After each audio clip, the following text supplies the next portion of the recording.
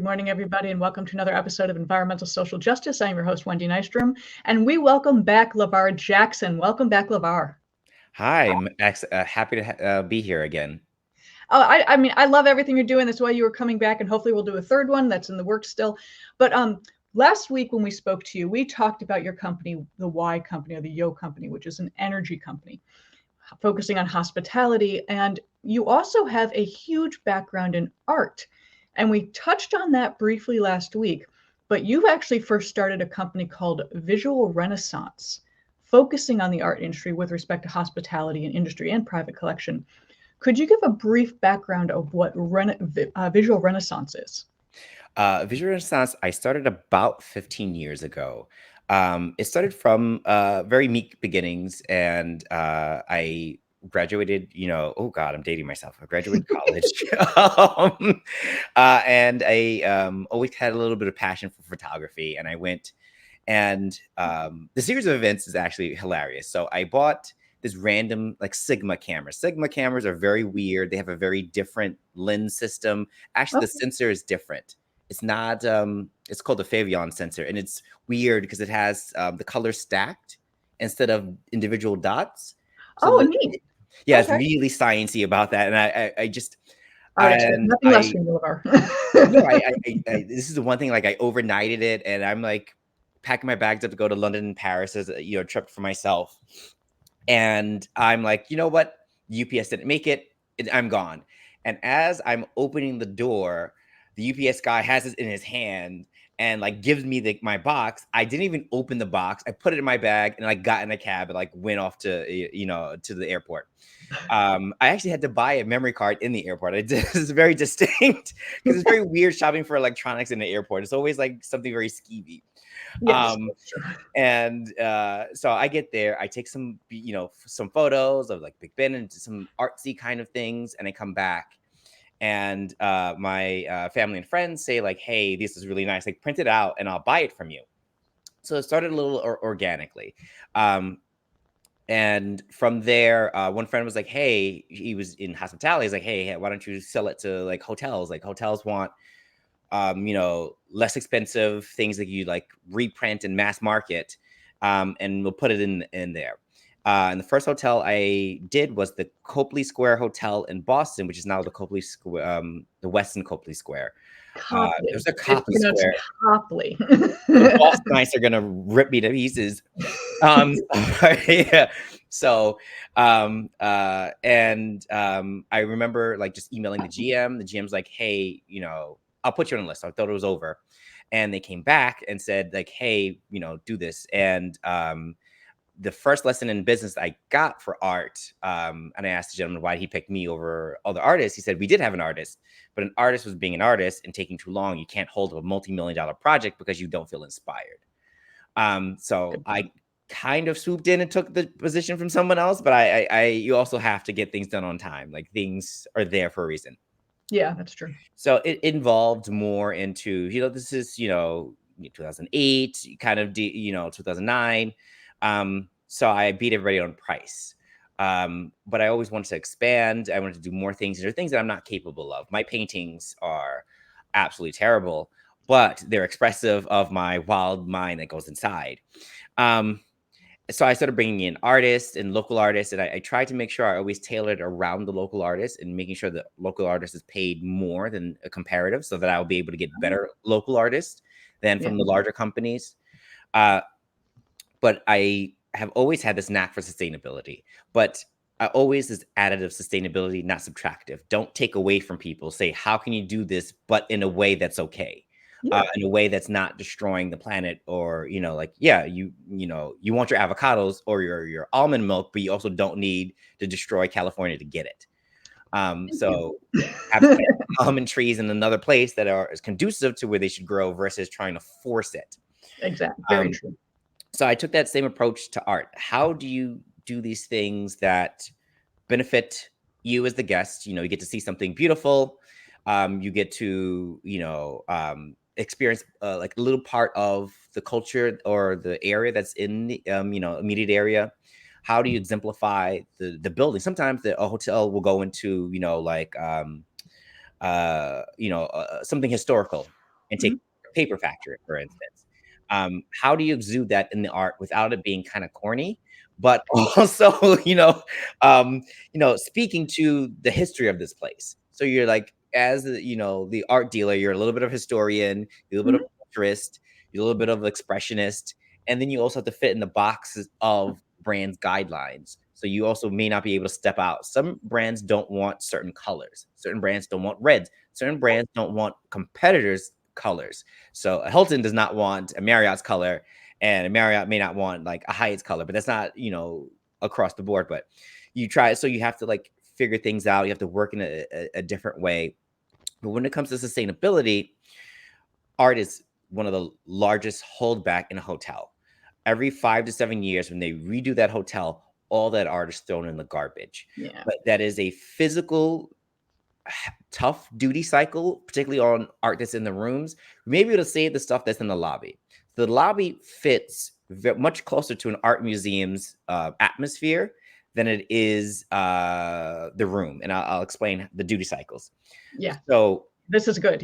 Folks are going to like this. so when you come into a room, you're the naughty person. Everyone does this. So you come to a room, you turn on the lights, you close the shades, you turn on the AC or the heat. So you rapidly change heat, humidity, temperature very rapidly. Then if you decide, hey, I'm going to go take a shower, if you leave the shower doors open, you're destroying the art in the room. So a lot of people do it. It allows the steam to come out. So then you're rapidly changing you also, it's fair in the HVAC system, which is if it's during the summer and you're taking a hot shower and all that steam comes out, the AC is trying to take all that the condensation out of the air. So you're making that work harder. So Yeah. close the bathroom door. Just close the bathroom door. Close the door. Just a little bit. So that that cycle destroys art. And I understand that it destroys the art. In the See, I didn't know lobby, that. And I don't think most people know that. yes. So in the lobby, you're much closer to art museum things where they can control the temperature and it's a steady state temperature. Even if the doors are opening and closing, that's where they do a lot of the push doors instead of just the sliding doors. And you can Okay. position it in like art in the lobby that it's away or directly out of it. And there's like little microclimates. So the higher the lobby is, the roof to the lobby, the more microclimates you have and more stable you are in certain areas. So if you're by the all the way at the top, that's not going to change because someone at the bottom is letting cold air in. It's going to be the same temperature up there. Even if you have the AC on, the bottom is going to stay cold, the top is going to stay warm. And so it keeps, you have a much more stable thing. You know exactly what you can do in a stable environment versus one that's violently changing in a room. Yeah. So going back to the room, you're like, I took my shower. I got off the plane. I took my shower. I feel good. You leave. The housekeeping comes in and undoes everything you just did. So they open the windows, they turn off the AC, then they spray, cleaning chemicals, which goes into the air and destroys the art as well. So you have a very short lifespan in comparison to, the Picasso that's been around for 100 years, or it's less than 100 years, but, or you have the Mona Lisa that's been around for hundreds of years because it's kept in a very specific, tight environment. So at the end of that 5 years, 7 years, that art is not okay to continue to be in that place. Yeah.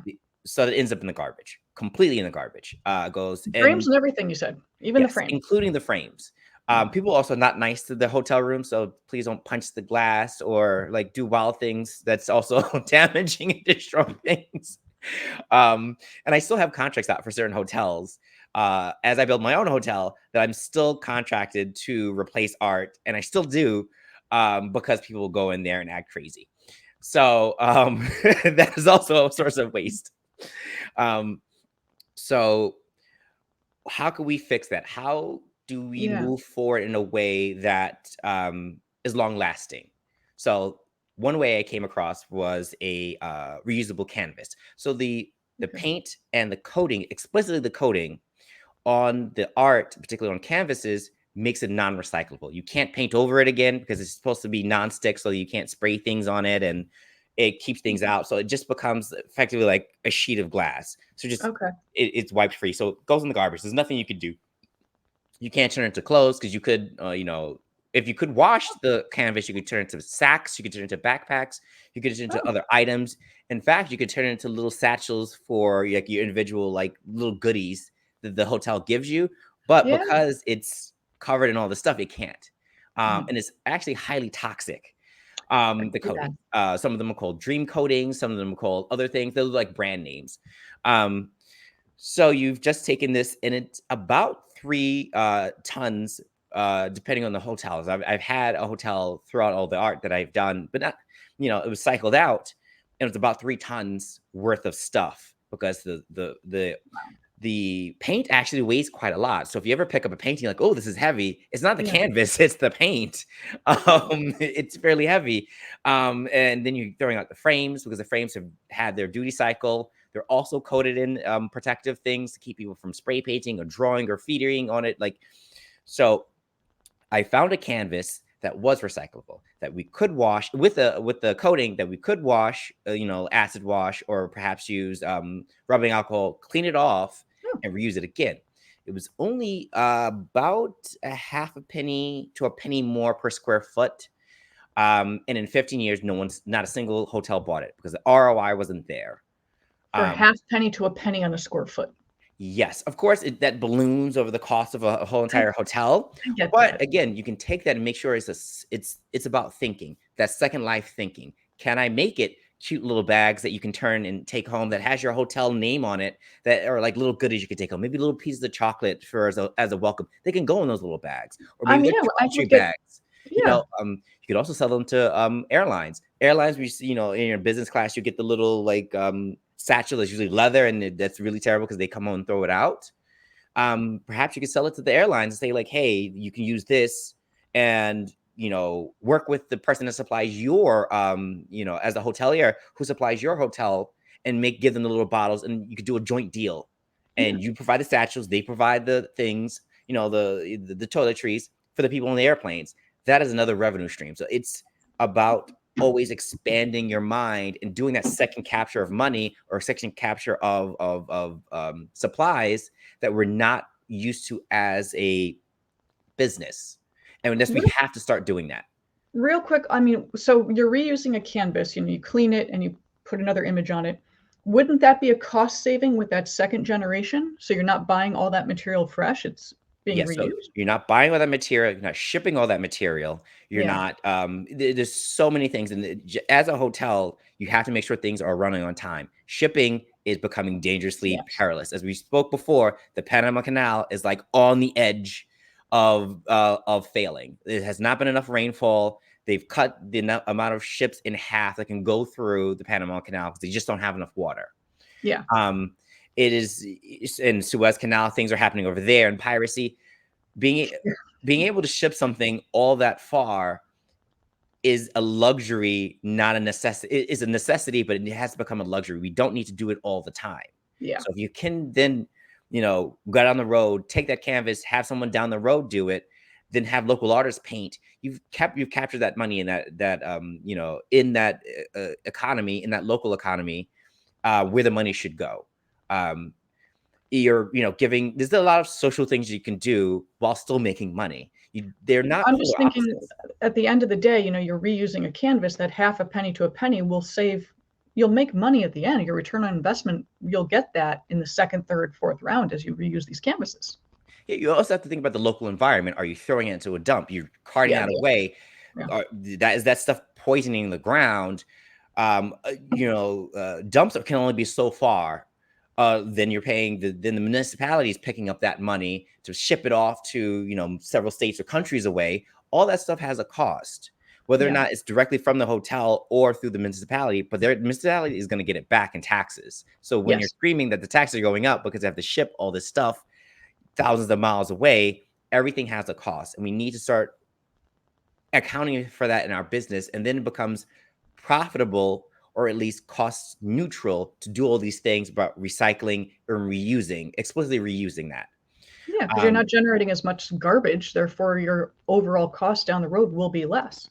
One thing I did look at with the canvas, or using the canvas, you can quilt it together and make coverings for furniture, particularly outdoor furniture. The stuff that you normally wouldn't do because it's tough, it's strong, it survived the room, it is in the worst possible conditions. It can definitely be used outside. Canvas is durable. You just need to coat it a little bit, but you can use food safe wax on it. You can use all these biodegradable things and you don't have to do it again. You can do this all on property. It just takes a little bit of expanded thinking. Where does this art go when it's done? If as the creator or the buyer, if you don't know where it's going to go in the garbage. Because then someone else has to build a whole entire business case around it when there is a lot of unknowns, particularly at the beginning when you're doing it. So then there's, I also heavily work with Mural, which is right behind me here. There we go. Which is a digital canvas, so that you don't have to throw it away after 5 years. I've had this for about 7 years. Oh, nice. So it lasts like a TV would. So yes, you run through some, electronic things and the process of making that. But if you can keep it for 10 years, 15 years, and it still looks as good on day 1 as it does in day 40, you don't need to clean it. You don't have to worry about, obsessive chemicals. You use whatever you do on TV, a little Windex, and wipe it loose, wipe it free. But it also gives you an expandability thing, so that you can show more art in the room. You can also tailor it to the person that's in the room. So if this person loves cat photos, you can throw cat photos up on the wall. Or if you're have like an art museum or like artists displaying in your lobby, you can then transfer that up where they may be too afraid to put a viable piece of art. You can just digitally replicate it and come pretty close to its actuality. Low electricity. You don't need to throw it out after so often.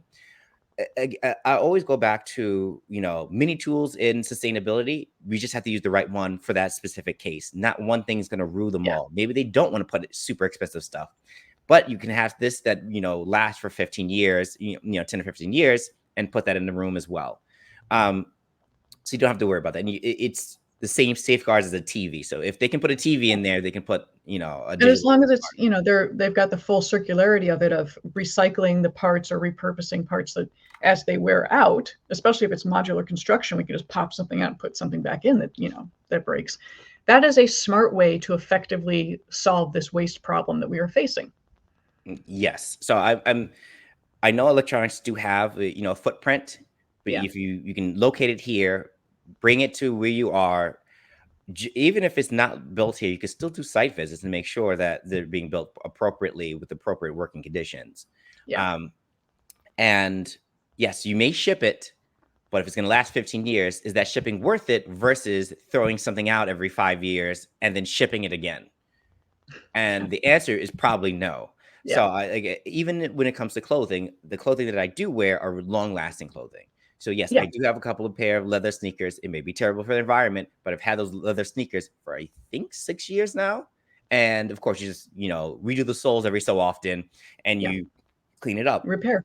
So it's about the longevity and how you work with it. I've had effectively, I call them biodegradable sneakers.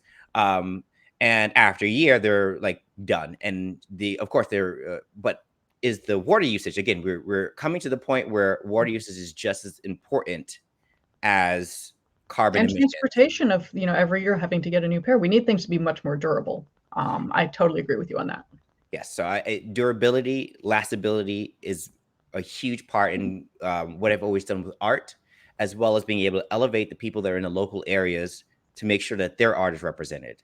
That make sure that they are part of this thing that's going into their for community. So community involvement is huge.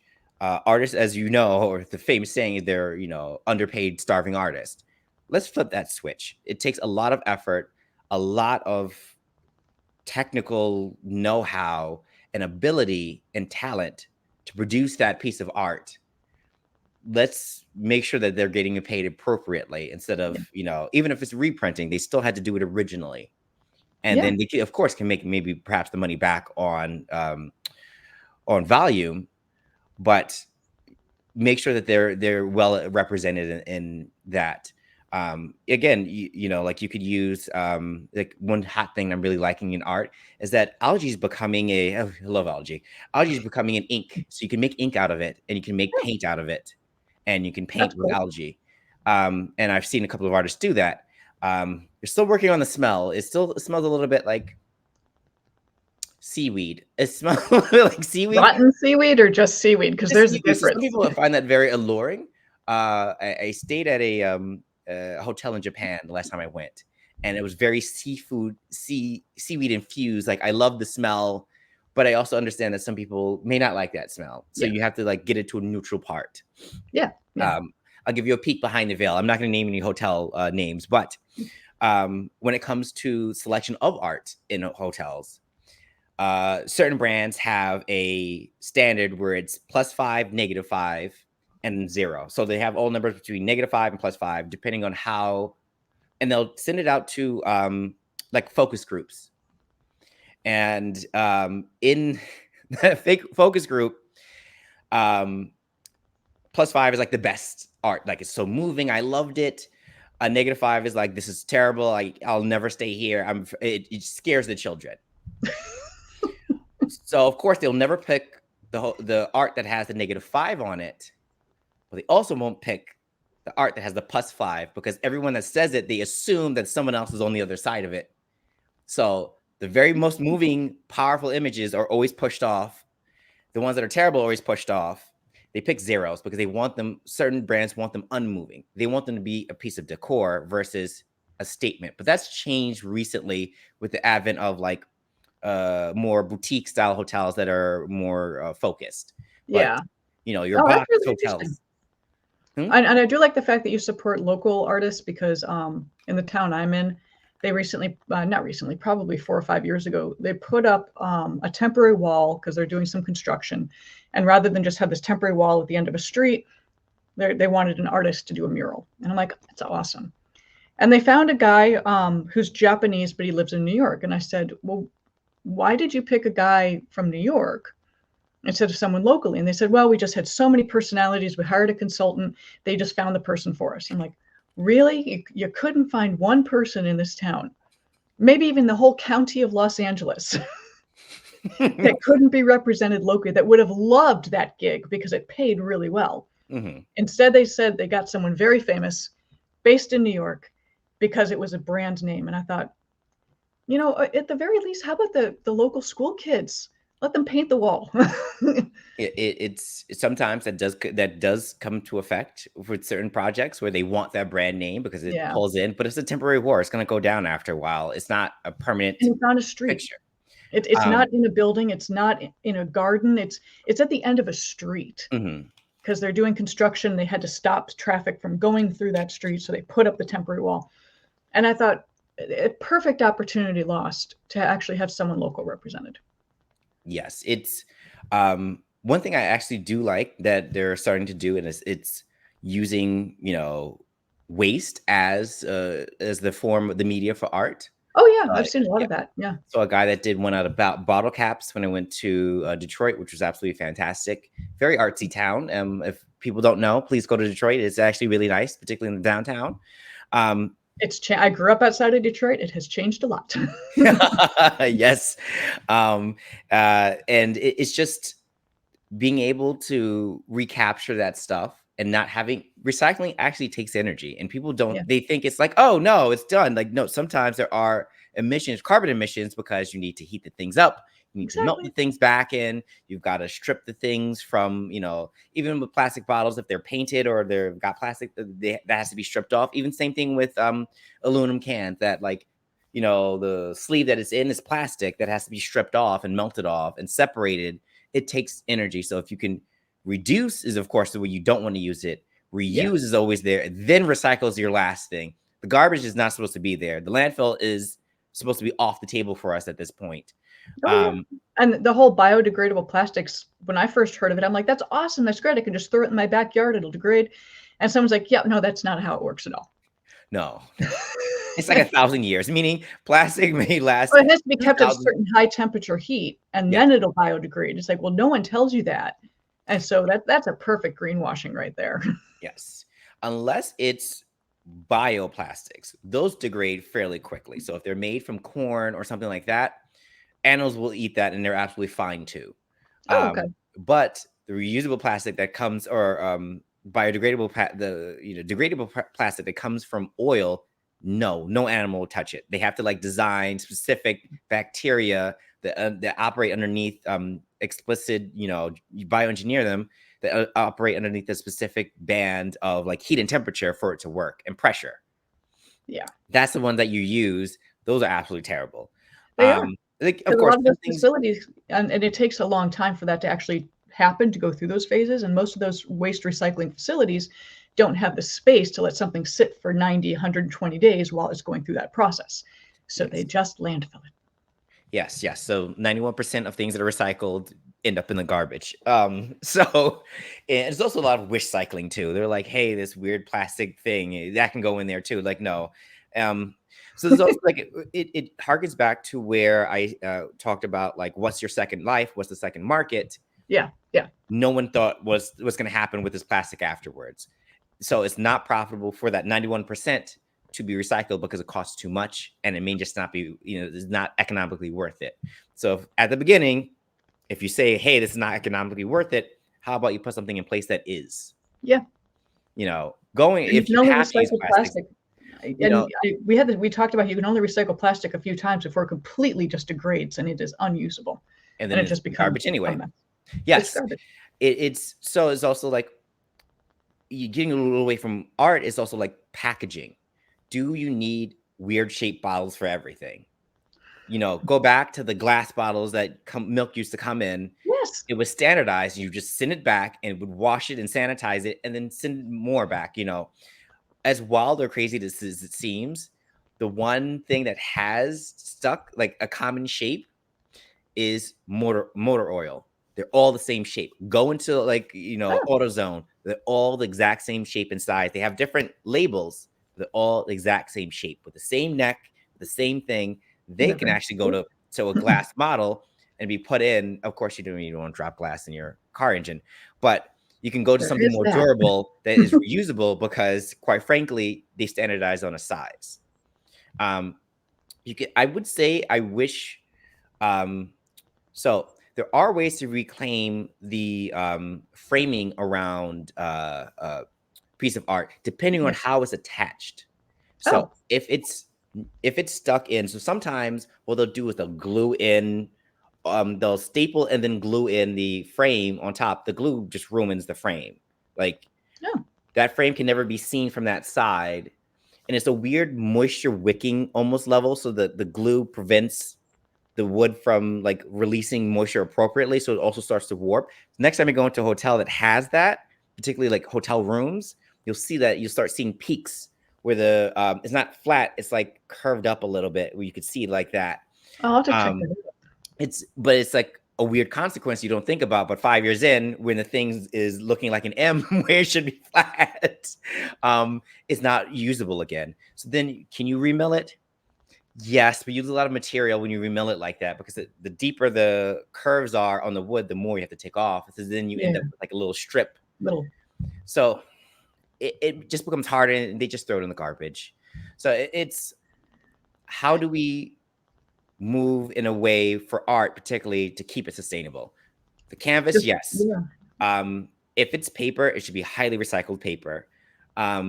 It should be, the coatings are number one on that list. I would say the coatings determine everything else falls down.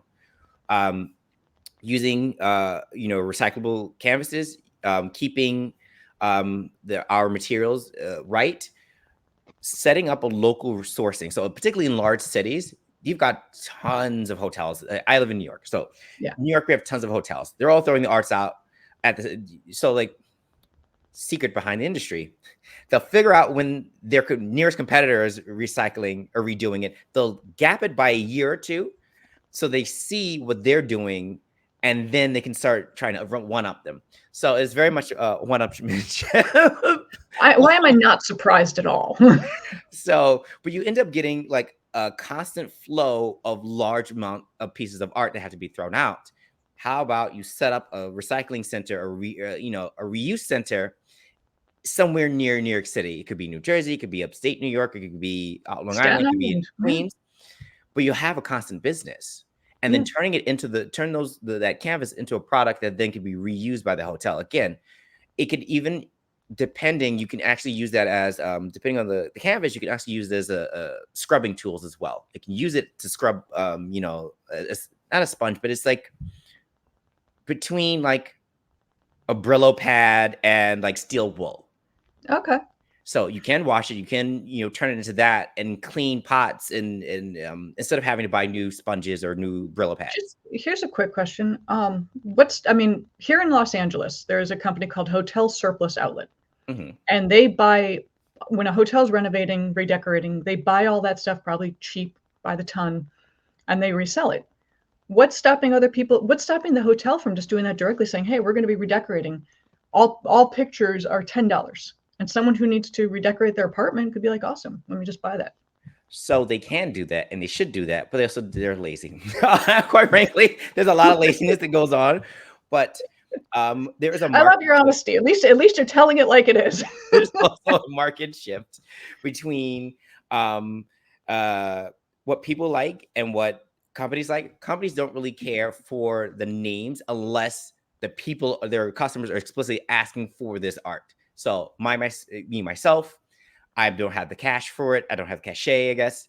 But I work well in the corporate sense. But a person wants that story. Where did this person go to school? Where did this, live? Oh, yeah. Is this art going to appreciate? So consumers want art appreciation. Hotels want something that's on the wall. So sometimes it divides a little bit. But hotels also do not want their art to fall into the hands, of competitors. So they do not want a branded X piece of art that you've seen for years in this hotel to end up at another hotel. So they're very weird. They'd rather destroy it than see it end up in the hands of another hotel. Oh, okay. There's a lot of business things going on in the background. I get it. I get it. You're being protective of your brand and what you paid for, but then you have to have like a little logic seep in there and be like, can we just keep it out of the landfill? And I know a lot of people that especially when I go to Hotel Surplus Outlet and I see they've got tons of artwork, and it's usually just flowers or something benign, that 0 rating, neutral.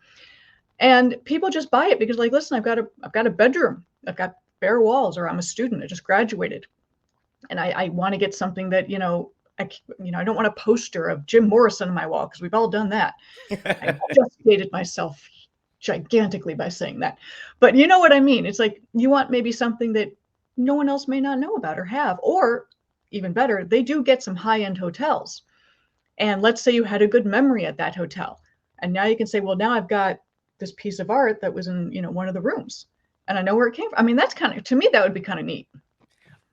Myself, I think so as well, particularly around like boutique hotels, like cool hotels, like the Carlisle Hotel in New York City. The person that did oh god, now I blanked on it. Oh god, it's a small French cartoon. The Madeline. Yes. Like, I would love a reprint of that stuff to take home. There's so many merchandising ideas you can do. You can put it on cups. You could do this. So it's the mindset that has to change. And the mindset with the sustainability, as long as you link it to like increase in profits, people will do it. And that's all. This is what I'm here for. This is what I want to do. This is what I'm doing. Making sure that think outside that, but keep it out of the landfill and think of a way to actually, everyone's going to think about how is it going to make me money or save me money. You are there to help them figure that out, and also keep it out of the landfills because that's where they do not belong. Yes, landfill is just throwing money away. You're burning things up. You might as well just take the $50 and light a fire. Light on fire. So absolutely. Yes. So you have many, you do a lot of things, and we're going to keep talking to Levar. We're going to keep bringing him back because you are a very interesting person. But with respect to your art company, as also the Y company, now the Visual Renaissance is part of the Yogh Group. Yes. So you've housed that inside your holding company. We talked about Yogh Group last week. So how do people find you when they want to just talk art? Oh, it's always visualrenaissance.com. You can always find us on you could find us on LinkedIn. You can find me on LinkedIn. We're on Instagram. I think we pulled ourselves off of X because of things. Because of things. It's just a hostile place, and I can't open my feed and see wildness. Yeah, and It's just that's protecting your mental well-being now, isn't it? yes, yes. That is environmental social justice. You can't do good for the planet if you're not there mentally or physically. Very Um, true. so in respect to how our company's put together is become our art museum wing. So they'll take that will take care of our art museum on property, which will maximize. Of course, we're taking that art that we did in other hotels and taking it to the next level. So Very having an nice. art museum on property that features local artists, that empowers local artists, that it also is a cultivation for our art as well. So we'll have art residencies, we'll have all that fun stuff. When we get the international things up and running, I'm sure an artist will say, yes, I would love to stay in Costa Rica for 6 months. Yeah. I'll learn. I will learn how to do art. Yes. And when I connect engineering and art together in the fashion of, it's about seeing the connections between things, whether it's colors, whether it's life, whether it's something physical, where it's like the connection between electricity and mechanical energy or kinetic energy. It's a very similar skill of being able to put all that stuff together in a way that the outcome for an engineer may be very spreadsheet like but for an artist it's an expression. It becomes a visual expression, where engineering may come out a little duller in a spreadsheet. But you've been able to marry those two gifts together very uniquely. Not everybody has your skill set to do, and also do it well. I mean, I know a lot of people that, kind of flounder, but you're able to actually advance yourself and advance your brands quite well. That's an extraordinary feat that you've got. So I will say that art, when you look at the great engineers of the world, or the great physicists, the great scientists, there's always art in the background. They're always like good Absolutely. painters, or they're like, or they're good musicians. Art is inextricably linked to our existence, just the way our physics are, the way the sun is, the way it's our lifeblood. It transcends everything that we have beyond ourselves. So that's why we're looking at things, even cave paintings. I went to Australia into the outback and I saw cave paintings, and it was beautiful in a way that I can't describe. It Yeah. was like chilling to the bone, and like to see that this thing has been here for like 50,000 years, 100,000 years Yeah. is just, I don't know, like soul shaking to me. The same way if I went to space, like seeing space is probably like soul shaking to me. I fly a plane myself. Getting that high above the planet, like, is like, I feel I know where I fit when I do these amazing things. The same way some people may say the same thing with nature, like going to when I went to Hawaii, went to the top of a mountain, and I was able to see like the island and then just nothing but blue. Like that was soul chilling to me. And I feel like art is the thing that does that for us. Engineering does that, and it's not that far apart. Yeah. No, they're absolutely interconnected. I mean, my background being science, my first love in life was art. I wanted to go into the art world, and my parents were like, no, you're not doing that. Always be an engineer that does art, but it might be much harder to be an artist that's an engineer, is how my mother had put it years ago. If she wanted to be a doctor, she used the word doctor instead. But Yeah, no, I mean, but there is definitely a correlation, because most people I meet, there was one friend in one of our geology classes, a beautiful poet. She actually did geology poems. Don't ask me how, but they were beautifully written. oh, I would absolutely love to meet her. I would absolutely just want to just meet it.